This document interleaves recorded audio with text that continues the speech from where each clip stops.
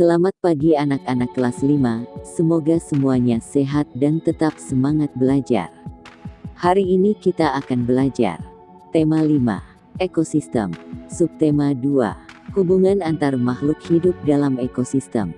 Pembelajaran 1. Setiap makhluk hidup memiliki kebergantungan terhadap makhluk hidup lain. Manusia memerlukan tumbuhan dan hewan juga memerlukan manusia. Makhluk hidup juga memerlukan tanah, udara, dan matahari untuk mendukung kehidupannya. Hari ini kita akan belajar menuliskan informasi penting yang terdapat dalam bacaan, menjelaskan rantai makanan yang ada pada suatu ekosistem. Perhatikan gambar hewan-hewan langka asli Indonesia di atas. Apakah kamu tahu jenis habitat dan ekosistem tempat tinggal hewan-hewan tersebut? Berdiskusilah bersama dengan teman-temanmu untuk mencatat nama hewan, habitat, dan jenis makanannya.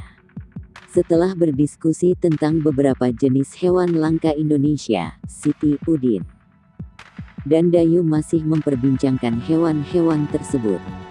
Siti, Din, menurutmu, mengapa hewan-hewan tersebut menjadi langka? Udin, tadi Bu Guru mengatakan bahwa salah satu penyebabnya adalah berkurangnya ketersediaan makanan bagi mereka. Berkurangnya ketersediaan makanan akan mengganggu rantai makanan yang ada pada ekosistem tersebut. Apabila berlangsung lama dan terus-menerus, populasi salah satu hewan dalam rantai makanan tersebut akan berkurang. Dayu, betul juga, ya. Jika makanan mereka berkurang, populasi mereka pasti juga akan berkurang. Tetapi apa sih yang dimaksud dengan rantai makanan dalam ekosistem? Udin, mari kita cari tahu. Ayo membaca. Rantai makanan. Rantai makanan adalah perjalanan memakan dan dimakan dengan urutan tertentu antar makhluk hidup. Perhatikan gambar berikut. Padi dimakan oleh tikus, kemudian tikus dimakan oleh ular, ular dimakan oleh burung elang. Setelah beberapa waktu, burung elang mati. Bangkainya membusuk diuraikan oleh makhluk hidup pengurai dan bercampur dengan tanah membentuk humus. Humus sangat dibutuhkan tumbuhan, terutama rumput. Begitulah seterusnya sehingga proses ini berjalan dari waktu ke waktu. Di lautan, yang menjadi produsen adalah fitoplankton. Fitoplankton ialah sekumpulan tumbuhan hijau yang sangat kecil ukurannya dan melayang-layang dalam air. Konsumen I adalah zooplankton, hewan pemakan fitoplankton. Konsumen 2 adalah ikan-ikan kecil, konsumen 3 adalah ikan-ikan sedang, dan konsumen 4 adalah ikan-ikan besar. Urutan peristiwa memakan dan dimakan di atas dapat berjalan seimbang dan lancar jika seluruh komponen tersebut ada. Jika salah satu komponen tidak ada, akan terjadi ketimpangan dalam urutan memakan dan dimakan tersebut.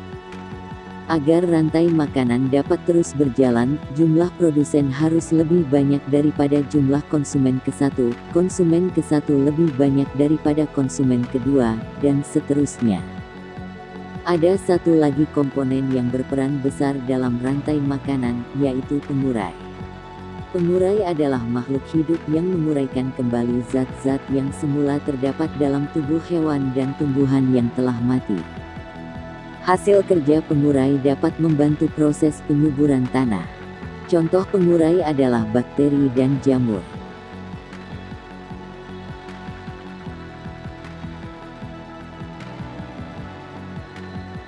Setiap bacaan tentunya memiliki ide pokok yang tertuang dalam pokok pikiran. Dengan mengetahui pokok pikiran yang ada, kita dapat dengan mudah mengetahui informasi-informasi penting yang terdapat dalam bacaan. Berdasarkan bacaan di atas, tentukan pokok pikiran yang terdapat di setiap paragraf.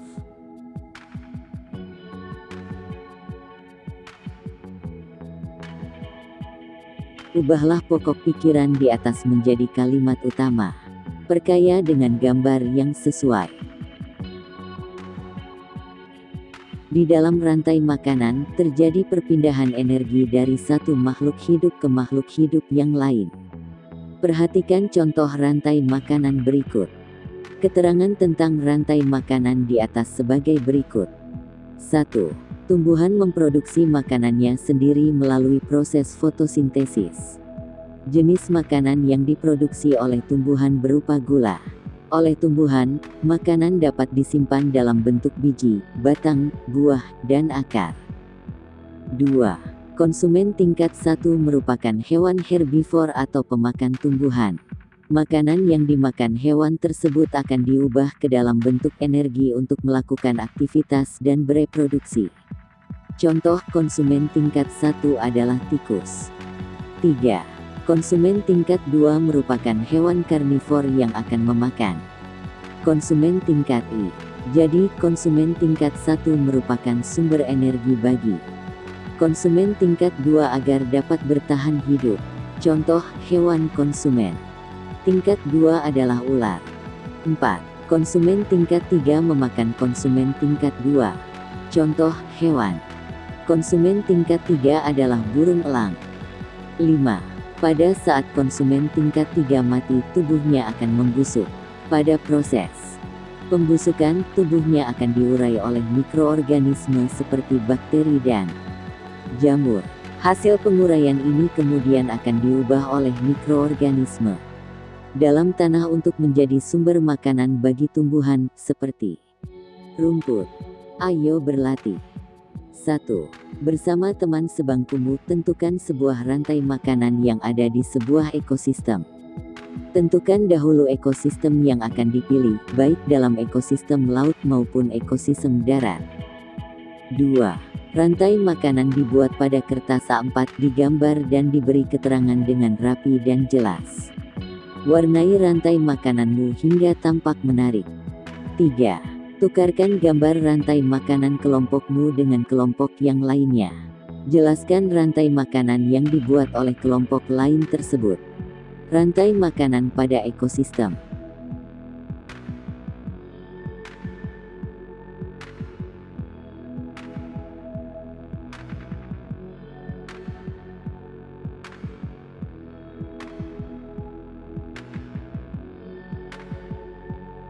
Ayo renungkan. 1. Pelajaran penting apa sajakah yang kamu dapatkan pada hari ini? Ceritakanlah pengalamanmu itu kepada teman sebangkumu. 2. Pertanyaan apa sajakah yang belum terjawab dari kegiatan belajar hari ini? 3. Sikap apakah yang kamu kembangkan pada hari ini? Kerja sama dengan orang tua. Bersama dengan orang tuamu, tentukan seekor hewan yang belum pernah didiskusikan dalam buku ini. Lalu, dengan menggunakan buku atau informasi dari sumber yang ada di rumah, buatlah sebuah rantai makanan yang melibatkan hewan tersebut. Cari tahu juga keterangan sebanyak-banyaknya tentang hewan yang telah ditentukan. Tuliskan semua keterangan yang telah kamu dapatkan pada selembar kertas untuk kamu ceritakan di kelas. Semoga ilmu yang kita pelajari menjadi ilmu yang bermanfaat dan barokah. Amin. Ikuti terus channel ini untuk mendapatkan video pembelajaran lainnya.